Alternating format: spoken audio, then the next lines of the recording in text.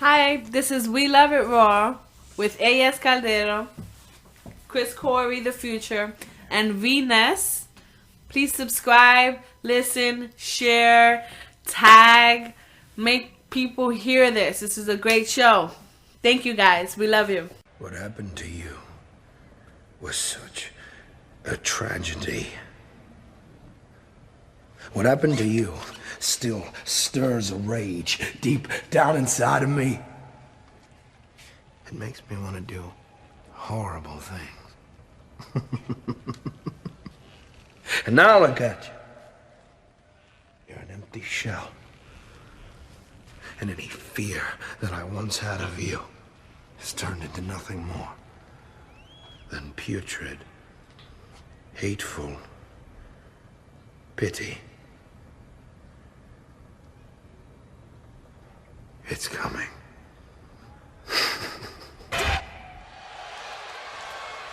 His hands may have created this world, but mine will destroy it. Limbo is no place for a soul like yours. I'm waiting for you.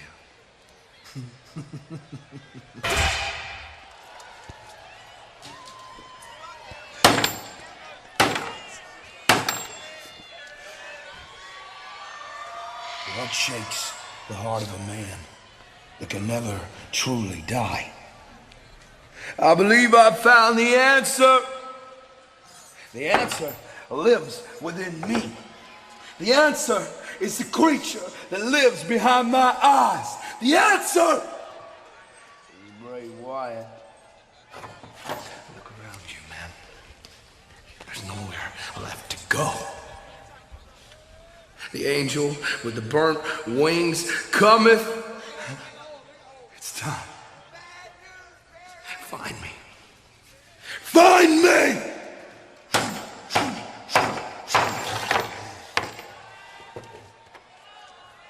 Or I'll find you. We love it raw!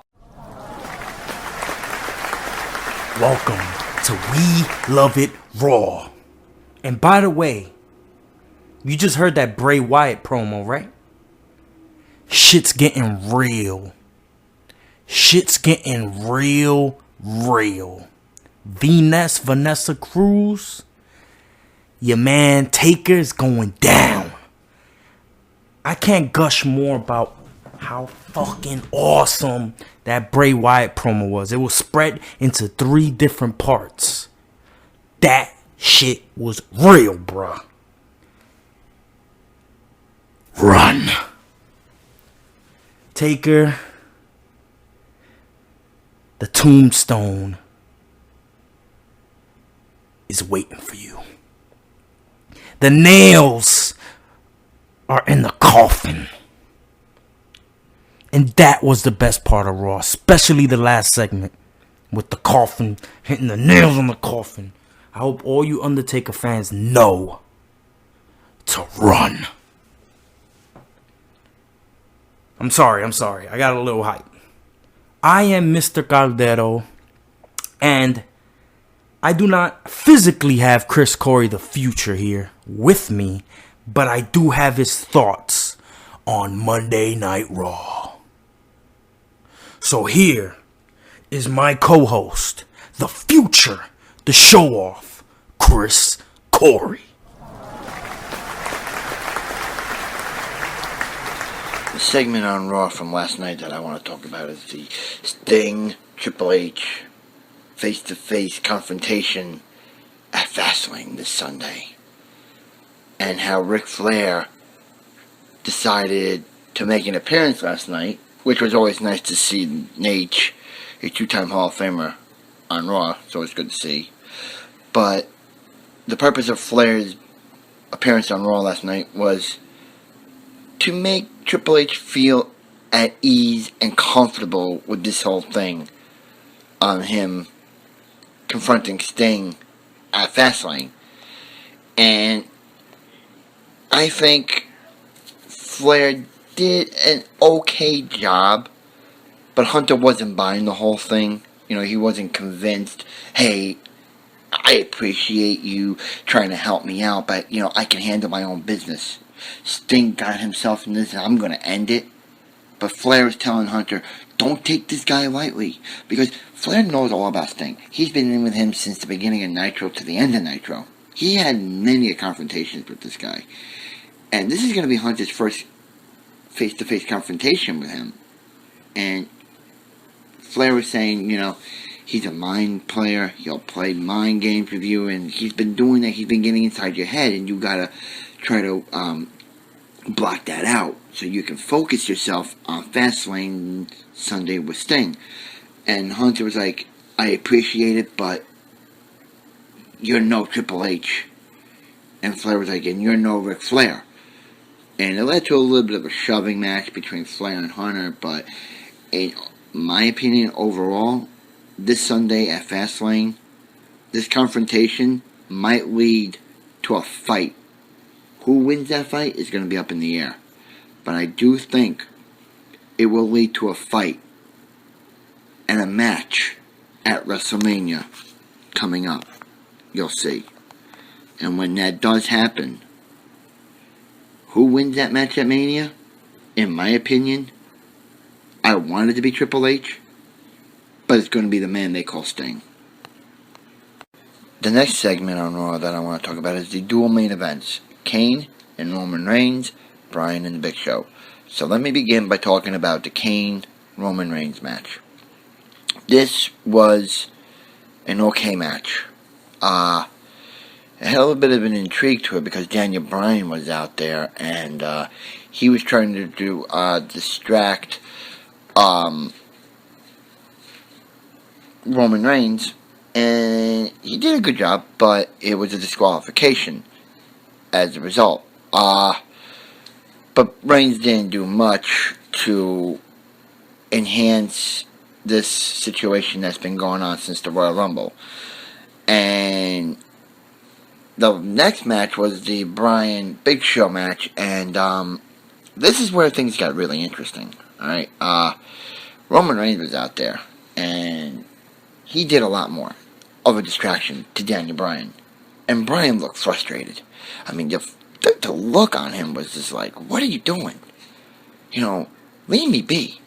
Because Reigns was out there posing with selfies with the fans, throwing out shirts and all that, and signing posters. And Bryan was baffled. Like, what are you doing? And that was also a disqualification because Roman Reigns came in and gave the Big Show the Superman punch. And in the end, before going off the air, Roman Reigns and Daniel Bryan were having a major brawl. And the officials were trying to, break it up, and it wasn't really working. And there was a brief handshake, but that handshake turned out to be null and void because they continued to brawl after that. And in my opinion, this is going to turn out to be a match in hell Sunday at Fastlane. There will be no clear-cut winner because, in my opinion, this situation between Bryan and Reigns is going to escalate further at WrestleMania, culminating in a triple threat match. Brock Lesnar, Daniel Bryan, Roman Reigns for the WWE World Heavyweight title. And who wins that match? In my opinion, it will be Roman Reigns. But that's going to be short-lived. Because Seth Rollins will cash in the Money in the Bank briefcase. There's been hints about it. Hints. But this thing Sunday will be brutal with no clear-cut winner. Because honestly, I think it's going to culminate at WrestleMania in a triple threat match for the title in which Reigns wins it, but Rollins wins it via Money in the Bank cash-in. And finally, the last thing I want to talk about is what appeared on the WWE Network last night. The destruction of the Shield. And this, ladies and gentlemen, was very good. Because it went into the personal lives of Rollins Reigns and Ambrose and how they progressed through the Indies to NXT to making a name for themselves in the WWE to their confrontation at WrestleMania one year and then their confrontation with Evolution last year at Payback. And I really thought it was really intriguing because there's not a lot you know about these guys more than, they ran roughshots and made a name for themselves by winning the tag team title and the United States title in the WWE.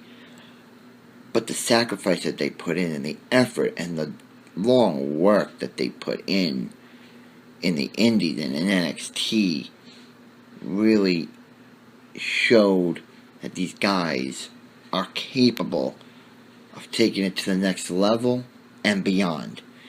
And I thought, in a personal opinion matter, that Rollins put more oomph into his career than Reigns is doing, than Ambrose has been doing, because Rollins, in my eye, is a legitimate Hall of Famer in the end of his career. As to where Reigns and Ambrose, borderline, because of the lack of work they put in. But Rollins, by watching this video last night, really solidifies himself as a legitimate Hall of Famer at the end of his career. So, I will watch this once it does come out on the WWE Network, because I want to learn more about this team and what they did and where they're going. Because I like the Shield, and I like what they did, and I like a lot of them as an individual competitor. But I want to learn more about the sacrifices that they did and the efforts that they put in and see where it goes. But it was a good video, and I was really, really intrigued. That was the Future and his future reviews. Make sure to watch that Shield documentary, that preview, I must say. And I haven't seen it yet, but I'm definitely looking forward to that preview, and I might just find a way to steal the whole thing, know what I mean? Thank you, Venus. Thank you, Chris Corey. Make sure to subscribe to Watch the Pot YouTube. And like, comment, blase, blah, blase, blah. Doesn't matter if you hate us or love us. Just throw it in the bag, baby. And look forward to Chris Corey here next week for the Fastlane pay-per-view, brother. Thank you, and see you next week. Run.